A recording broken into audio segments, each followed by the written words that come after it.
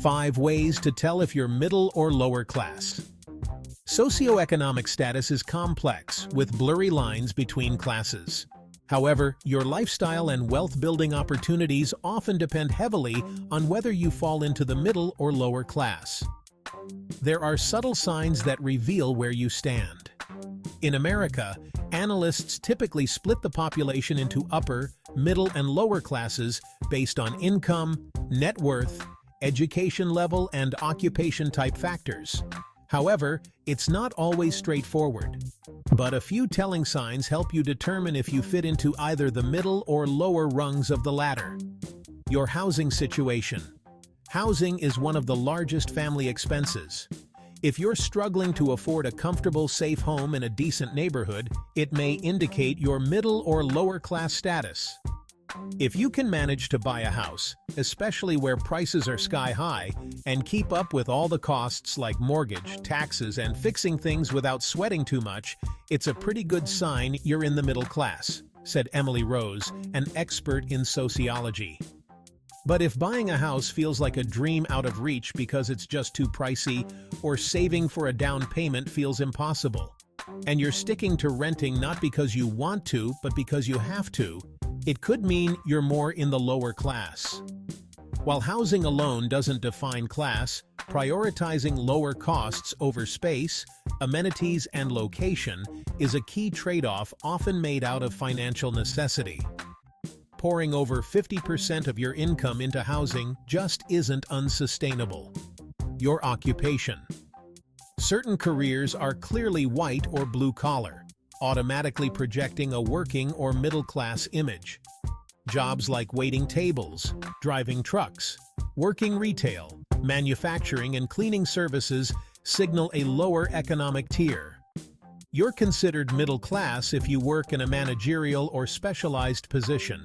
You have a moderate income, comprehensive benefits, and a certain level of job stability, said Nathan Bruner, CEO of Salership. Your role requires a higher education degree or specialized skills, contributing to the financial security associated with the middle class. On the other hand, Bruner added, you're considered lower class if you work in low-skilled manual labor, customer service, or in temporary positions with lower wages and fewer benefits. Jobs within the lower class lack the stability and financial security that characterize middle-class occupations. However, vocations like teaching, nursing, accounting, and IT can swing middle or working class depending on seniority and certifications. And white-collar careers, while often prestigious, still offer modest salaries that anchor workers in a mid-tier life. Your savings and investments. Saving and investing provide crucial financial cushions and opportunities to build wealth over time. Building those reserves is a luxury many lower-class folks can't afford. If you've got a decent chunk of money saved up, investments, or a retirement plan, that's typical middle-class stuff, Rose said. Living paycheck to paycheck and not having much for emergencies or the future might mean you're leaning towards the lower class. Limited savings and investments tend to perpetuate a cycle of economic immobility for the lower class. Lacking those buffers leaves them vulnerable to debt, bankruptcy, and crisis. Your lifestyle. Can you afford a vacation every year, eat out often, or buy new stuff without worrying too much? Rose asked. Little luxuries like these require a baseline of financial security. They demonstrate having an extra cushion in your budget for minor pleasures. If these things seem like a stretch because of your budget, it might point towards being in the lower class, Rose explained. Of course, clever budgeting can help make room for these little pleasures. However, the choice and economic freedom to enjoy occasional splurges signals stability associated more with the middle class. Your education. Did you earn a bachelor's degree? Then you are most likely middle class. Your highest education level is a good indicator of your economic rung. Systemic barriers tend to block the path to higher education for individuals in the lower class.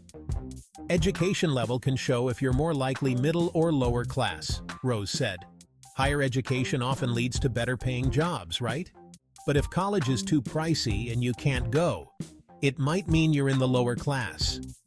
The costs are a big deal. For folks in the lower class, college feels out of reach because it's just too expensive. They might have to work or take care of family instead of studying, making climbing the economic ladder harder. A bachelor's degree often points to middle class. No degree? Lower class barriers might be at play. So where do you stand? Comment below.